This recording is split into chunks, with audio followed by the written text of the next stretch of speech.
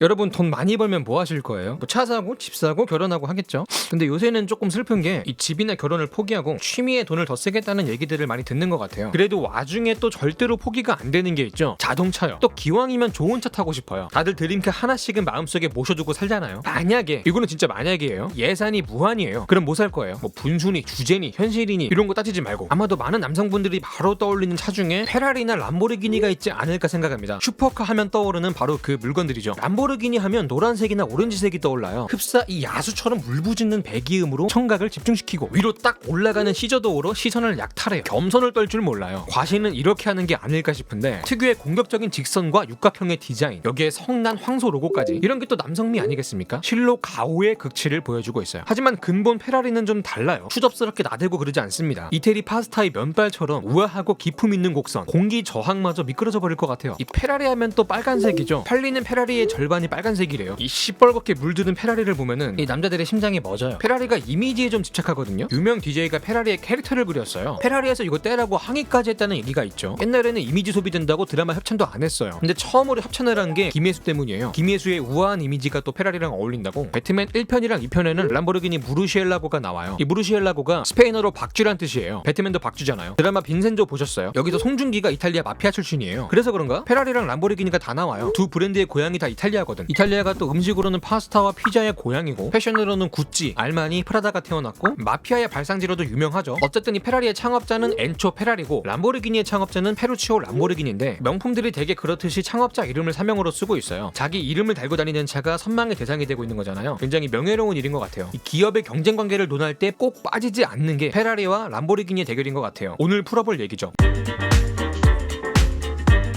먼저 페라리의 창업자 엔초 페라리 얘기부터 할게요. 엔초는 자동차만 보면 이 눈깔이 뒤집어지는 친구였어요. 근데 또 운이 좋은 게 아버지가 자동차 정비소를 해요. 취향에 어울리는 환경에서 자란 거죠. 덕분에 운전도 빨리 배웠어요. 13살에 배웠으니까. 정비소로 들어온 차들을 원 없이 가지고 놀면서 컸어요. 어느 날은 아버지가 애를 데리고 자동차 경주를 보러 갑니다. 안 그래도 바퀴 달린 것만 보면 환장하는 애인데 이 레이스를 보고 나니까 가슴이 엔진 오일처럼 팔팔 끓었어요. 아, 나도 커서 레이서가 돼야겠다. 마음을 먹습니다. 원래 이 어린 시절에 겪는 작은 사건과 다짐이 그 사람 인생의 방향을 정하는 경우가 많거든요. 그때부터 엔초는 죽기 직전까지 자동차 주변을 맴도는 사람이 돼요. 근데 성인이 되기도 전에 꿈을 가로막는 일이 연달아 터졌어요. 당시에 세계 1차 대전이 시작이 됩니다. 엔초의 친형도 이 전쟁에 끌려가는데 안타깝게도 이 전쟁에서 죽어요. 싸우다가 죽은 게 아니고 병으로 죽었어요. 원래 옛날에는 병으로 죽는 병사가 더 많았어요. 그리고 같은 시기에 아버지까지 죽었어요. 집안의 가장인 아버지와 예비 가장인 형이 동시에 사라졌어요. 집안의 노동 인력이 증발하니까 가세가 기울었어요. 꿈보다는 생기가 급한 상황에 놓이게 된 거죠. 급한 대로 일자리를 구해야 돼요. 근데 레이서라는 목표를 아예 놓기는 싫은 거야. 그렇게 선택한 직업이 트럭 운전사예요. 무슨 일이 있어도 운전대만큼은 놓지 않겠다는 거죠. 그러는 와중에도 레이서들을 따라다녔어요. 신기한 게 또 그게 연줄이 어떻게 닿아가지고 한 자동차 회사의 테스트 드라이버가 됩니다. 이게 대충 신차 개발할 때 시험 운전을 하는 일이거든요. 여기서 운전 좀 한다고 인정을 받아가지고 아예 경기까지 뛰게 돼요. 신인치고는 성적이 잘 나와서 주목도 받게 되고요. 이 싹수를 알아보고 알파 로메오라는 팀에서 엔초를 영입하는데 여기가 당시에 이탈리아 최고의 팀이었어요. 이런 팀에 들어간 것만으로도 큰 경사 같은데 여기서 인기 있는 레이서로 성장하기까지 해요. 어떻게든 자동차 주변에 맴돌면서 작은 일부터 시작한 게 찰나의 어린 시절의 꿈을 이루게 해준 거죠. 보다시피 엔초는 원래 사업하던 양반이 아니에요. DNA부터가 레이서고 레이스가 자신의 삶 그 자체였어요. 이 알파 로메오가 나름 꿈을 키워준 팀인데 이 회사가 자금난이 오면서 은행에 넘어가요. 은행에 넘어가면 구조 조정을 하거든요. 돈이 안 되는 사업은 다 던지는데 그 중에 하나가 레이싱 팀이었어요. 원래 구단 운영이라는 게 돈만 계속 까먹거든요. 그렇게 팀을 잃은 엔초는 직접 팀을 창단하게 돼요. 알파 로메오가 만드는 차도 받고 권한이나 권리들까지도 조금 넘겨봤는데 이렇게 탄생한 팀이 바로 스쿠데리아 페라리예요. 엔초는 페라리라는 자기 이름을 건 팀을 만들게 된 거죠. 이 스쿠데리아 페라리는 훗날 전설적인 팀이 돼요. 우승 기록만 5,000번이 넘어요. 이게 아마 세계 최다 우승 기록일 거예요. 어쨌든 알파 로메오는 사실상 차만 만들게 됐고 어떻게 보면 레이싱 팀 운영은 엔초한테 짬을 시킨 꼴이 된 거예요. 근데 이 엔초가 생각보다 팀을 너무 잘 키우는 거야. 버린 자식인데 자수성가하는 거를 보고 있으니까 좀 양아치 같기는 하지만 다시 호적에 넣고 싶어졌어요. 그래가지고 알파 로메오가 엔초한테서 팀을 뺏으려고 했어요. 엔초 입장에선 배신감이 드는 거죠. 그래서 알파 로메오랑 계약을 깨고 나와요. 그 대가로 4년 동안 페라리라는 이름을 못 쓰게 됐고 자기 이름이 엔초 페라리인데 페라리를 못 쓴다고? 조선의 홍길동보다 억울하지 않나 싶은데 엔초가 또 성깔 더럽기로 유명하거든요. 이런 성질머리를 있는 대로 긁어놓은 거 아니야? 그래서 엔초가 나름의 복수를 다짐하게 됩니다. 니들이 우리 팀을 털어가려고 했으니까 나는 너네들의 자동차를 털어주마. 알파 로메오가 만든 차보다 더 빠른 차를 만들자. 그래서 이때부터 레이싱했을 차를 직접 만들기 시작했어요. 본의 아니게 알파 로메오 탓에 페라리가 차를 만들게 된 거예요. 단순한 레이싱 팀이었던 페라리가 자동차 제조사가 된 거죠. 어쨌든 그렇게 해가지고 차를 만들려고 공장을 딱 올리는데 이번엔 또 1차가 아니라 2차 세계대전이 터진 거예요. 정부에서 강제 명령이 떨어져요. 계십니까? 네, 정부에서 나왔습니다.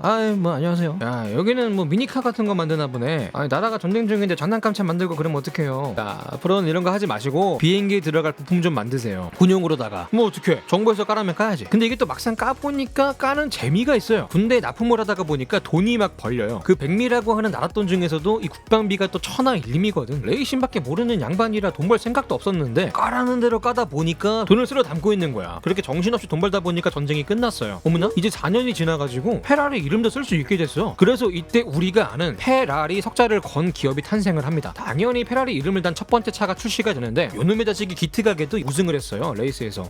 얘들이 운전만 잘하는 줄 알았더니 차도 잘 만드네. 제도사로서의 능력을 입증하는 신고식이었죠. 그러다가 세계 최고의 팀이었던 알파 로메오까지 꺾고 우승을 거두게 됩니다. 알파 로메오를 잡겠다는 목표를 이룬 거죠. 당시 엔초 페라리는 내가 어머니를 죽였다라는 유명한 말을 남기면서 눈물을 흘렸다고 해요. 자기를 키워준 어머니 같은 팀을 잡아먹은 거니까. 지금 감성으로 보면은 약간 중2병 같은 대사인데 뭐 분위기 좋고 잘 나가고 다 좋은데 문제는 이게 차를 실제로 만들어 보니까 생각보다 돈이 많이 들어가요. 이래가지고 구단 운영이라는 게 돈 있는 것들만 하는 거구나 싶은 거야. 이러다가는 알파 로메오처럼 거지거를 면치 못하게 생긴 거예요. 나가는 돈이 있으면 들어오는 돈이 있어야 되는데 대체 이 돈을 어디서 벌어올까 고민을 딱 해보니까 차를 한번 팔아보면 어떨까 생각이 드는 거야. 만들어가지고 우리끼리만 쓰지 말고 밖에다가 팔자는 거죠. 팀을 위한 차가 아니라 고객들에게 파는 차, 경주형 트랙이 아니라 일반 도로에서 달리는 차. 그렇게 페라리 인테르 166이 세상에 나옵니다. 페라리가 만든 최초의 일반 도로 주행용 양산차였죠. 일반인들 입장에서는 레이스에서나 보던 이 페라리 스포츠카를 이제는 내가 자가용으로 운전할 수 있게 된 거예요. 보통 자동차 회사들은요 차를 팔기 위해서 홍보를 하기 위해서 레이싱 팀을 운영하거든요. 근데 페라리는 반대였어요. 팀을 운영하기 위해서 차를 판 거예요. 바로 이런 철학적인 출발이 다르기 때문에 페라리를 근본이 있다고 말을 하거든요. 오로지 레이싱을 위해서만 존재하는 회사라는 거죠. 그렇게 페라리는 250 GT라는 당대 최고의 걸작을 출시하면서 양산형 스포츠카 업계에서도 명성을 얻게 됩니다. 250 GT 굉장히 의미가 큰 차예요. 훗날 람보르기니가 탄생하는 계기가 되는 차예요. 자, 명품은 희소 가치가 높아야 되죠. 때문에 물량을 많이 풀지 않아요. 근데 또 적게 파니까 이 문제가 돈이 안 벌려요. 이게 명품의 딜레마예요. 명차도 마찬가지예요. 회사들이 하루 벌어가지고 하루 먹고 살아요. 그래서 위기가 오면은 버티지 못하고 그대로 무너져요. 보통은 회사가 팔리는데 어디에 팔리냐? 고급차가 아니라 일반 차를 만드는 데서 많이 사가요. 회사 규모로 치면은 일반 차 만드는 데가 훨씬 크거든. 대중들한테 많이 파니까 판매량 단위가 달라요. 실제로 람보르기니, 부가티, 포르쉐, 벤틀리도 폭스바겐에 먹혔어요. 차만 보면은 폭스바겐보다 훨씬 비싼 애기들인데 어쨌든 페라리도 위기가 오면서 여기저기 팔리다가 지금은 엑소르라는 데서 가지고 있거든요. 여기가 이탈리아 최고 재벌가 기업이에요. 우리로 치면 삼성이지. 자동차 가지고 키운 그룹이에요. 스포츠 마케팅에 쓴다고 유벤투스도 가지고 있고 최근에 호날두를 영입한 팀이죠. 이 페라리에 빵빵한 뒷배경이 생긴 건데 어쨌든 페라리는 팔렸지만 엔초는 죽기 직전까지 페라리를 만들었어요. 고집살이는 페라리의 정수를 담아서 마지막으로 차를 만드는데 그렇게 탄생한 F40은 전설적인 명차로 남게 되고요. 보다시피 엔초 페라리는 어린 시절부터 죽기 전까지 자동차 주변을 맴돈 사람인 것 같아요.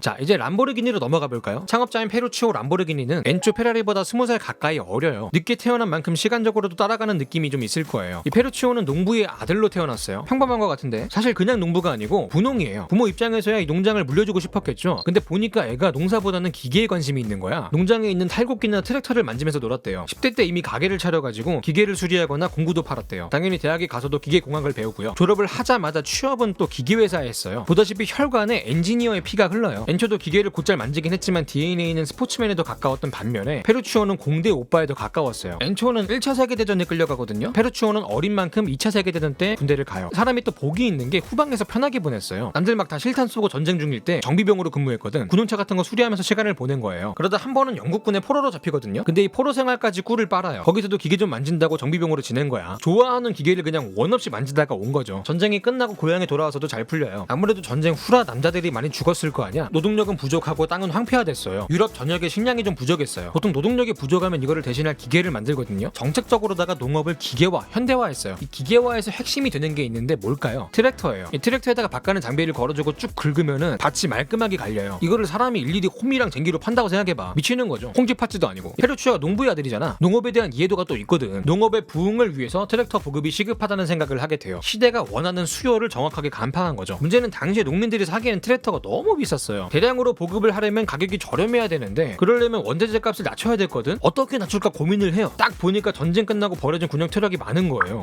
요거를 개조해가지고 트랙터를 만들면 되겠다 싶었던 거죠. 재활용이다 보니까 저렴하게 팔 수 있잖아요. 전쟁터에서 굴리던 놈들이라 이것들이 또 힘까지 좋거든. 가성비가 좋아서 잘 팔렸어요. 이렇게 번 돈으로 이제는 재활용이 아니라 아예 처음부터 자체 제작까지 하게 돼요. 당시에 고장이 나지 않는 트랙터로 명성을 떨치면서 잘 팔렸어요. 보다시피 람보르기니는 원래 트랙터 회사로 시작을 했어요. 이 페루치오는 트랙터로 큰 돈을 만지게 됐고요. 부자가 됐네. 이제 뭐 할까요? 차 사야죠. 이 페루치오도 차를 엄청나게 수집했어요. 그중에는 문제의 스포츠카 페라리 250 GT도 있었고, 아까도 말했죠? 당대 최고의 스포츠카였다고. 근데 이놈을 타다 보니까 클러치가 좀 이상해. 뭔가 싶어가지고 뜯어보니까 자기들 트랙터랑 똑같은 클러치가 들어가 있는 거야. 명색의 최고급 스포츠카인데 이건 아니다 싶은 거지. 클러치 그렇게 만드는 거 아닌데 혼수를 좀 둘까 싶어서 편지를 써요. 답장이 안 와요. 계속 보내요. 씹혀요. 안 되겠다 싶어가지고 엔초를 찾아가요. 기다려요. 몇 시간을 안 와요. 몇 시간 뒤에 도착한 엔초는 거들먹거렸다고 전해져요. 그 뭐 트랙터나 만드는 양반이 뭐 페라리를 알아요? 뭐 이런 식으로 이 얘기를 듣고 페루치오가 뚜껑이 열리는 거죠. 여기도 한 성깔 하거든. 근데 어빠라스의 쫀심에 스크래치가 간 거예요. 아니 까놓고 지는 레이스고 나는 엔지니어인데. 원래 전문가들이 자기 분야에는 또 프라이드가 강해요. 저도 연애 못한다 그러면은 이게 또 안 참아지더라고. 분야가 또 분야라. 까놓고 250 GT 분해해보니까 뭐 별거 없던데? 이 정도면 나도 만들겠다 싶은 거죠. 그렇게 알파 로메오를 꺾자고 페라리가 차를 만든 것처럼 페라리를 꺾자고 람보르기니도 차를 만들게 됩니다. 페루치오는 투자를 공격적으로 했어요. 여기저기서 최고라는 기술자들을 데려오는데 조건이 파격적이에요. 어떤 제약도 두지 않겠습니다. 너네들 마음대로 한번 자유롭게 만들어 보세요. 대신 한 가지 목표만 달성하면 됩니다. 페라리보다 빠르게. 페라리 하나 잡아보겠다고 일을 간 거죠. 그렇게 첫 번째 차가 탄생하는데 이름도 350 GT예요. 페라리 250 GT를 넘어서겠다고 100을 더한 거죠. 이름을 또 이렇게 지으면은 페라리랑 경쟁 구도가 되면서 이 마케팅이 되잖아요. 근데 이 기술이라는 게 진입 장벽이 있잖아요. 첫 차부터 잘 뽑는 거는 말이 안 되거든. 특히 당대 최고의 차를 어떻게 이겨요? 당연히 250 GT를 이기진 못했어요. 그래서 다음 차를 개발하기 시작하는데 어떻게 250 GT를 꺾고 최고의 스포츠카를 만들 수 있을까? 생각을 바꿔야 된다는 거죠. 기존에 없던 새로운 시도가 필요한 타이밍이었어요. 자, 본네트 열어보면은 제일 큰 부품이 엔진이죠. 이 엔진이 보통은 차 앞에 있거든요. 근데 기술자들이 생각을 딱 한 거지. 엔진을 꼭 앞에 넣어야 되나? 이 크고 무거운 엔진을 뒤로 한번 빼보면 어떨까? 그렇게 해서 엔진을 뒤로 뺐어요. 엔진이 가운데 있다고 해서 미드십이라고 부르는데 무게 중심도 잘 잡히고 주행 성능이 좋아진 거야. 이렇게 탄생한 차가 람보르기니 미우라예요. 역사적으로도 중요한 차예요. 이때부터 고성능 스포츠카들은 미드십을 채택하게 돼요. 그리고 이 미우라에는 처음으로 슈퍼카라는 칭호가 붙게 돼요. 바로 이때부터 스포츠카 중에서 유독 뛰어난 차를 슈퍼카라고 부르게 된 거예요. 결국 이 미우라는 페라리보다 빠르게라는 목표를 달성한 거죠. 이 모멸감을 안겨줬던 페라리에게 통쾌한 복수를 하게 됩니다. 하지만 페라리와 마찬가지로 람보르기니 역시 경영난이 와요. 그러다가 폭스바겐 밑에 있는 아우디에 팔리게 되는데 앞에서도 잠깐 보여줬지만 폭스바겐이 큰 회사거든. 이 머슴살이를 해도 대감집 회사라 그러죠. 힘께나 쓰는 주인을 만나면서 람보르기니가 날개를 달아요. 이때부터 나온 차들이 연달아 대박이 터져요. 가야르도, 우라칸, 무르지엘라고, 아벤타도르. 특히 가야르도는 출시 당시에 역대 최다 판매량을 기록했고요. 아벤타도르는 같은 차급에서는 페라리보다 앞서면서 다시 한번 페라리의 경쟁자라는 인식을 심어줬어요. 최근에는 슈퍼카 업체라는 프라이드를 잠시 내려놓고 현실과 타협해서 상업적인 전략을 취하는데 바로 오르스라는 SUV를 출시한 거예요. 정말 미친듯이 팔렸어요. 2억 원대로 몰 수 있는 람보르기니가 나오니까 그동안은 살 수 없던 사람들까지 소비층이 확대된 거죠. 그 스포츠카 중에 포르쉐 있죠? 포르쉐가 이 회사가 망하기 직전까지 갔다가 SUV 모델인 카이엔으로 부활에 성공했어요. 이때부터 고급차 업계에서도 SUV는 막을 수 없는 흐름이 된 것 같아요. 오죽하면 SUV는 절대 안 만든다고 했던 페라리까지 최근에 SUV 모델을 개발한다고 발표했어요. 자, 엔초 페라리와 람보르기니 두 사람 모두 불같은 성적을 가졌지만 그만큼 열정으로 인생을 불태우지 않았나 싶어요. 두 사람의 경쟁이 하나의 산업을 발전시키는데 중요한 역할을 했다는 걸 부정할 수가 없을 것 같아요. 오늘 영상 여기까지고요. 지금까지 지식한입의 한입만이었습니다.